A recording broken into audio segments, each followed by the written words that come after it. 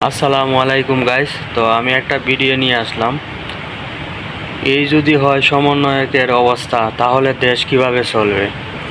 ভিডিওটা সবাই দেখেন। যে অশ্লীলভাবে ভিডিও বানায় সোশ্যাল মিডিয়ার মাঝে আপলোড করছে। সমন্বয়কের এই যদি অবস্থা হয়, তাহলে আমাদের বাংলাদেশ কিভাবে চলবে। সবাই ভিডিওটা শেয়ার করবেন, ভিডিওটা সবাই দেখেন।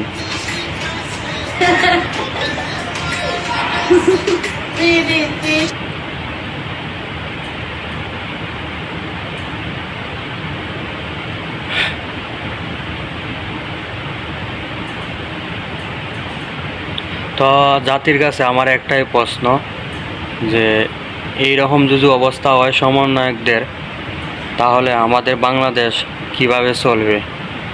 আমি সবার কাছে অনুরোধ করে বলতেছি, ওদেরকে বয়কট করেন, যাতে ভবিষ্যতে এইরকম নোংরামি কাজ না করতে পারে।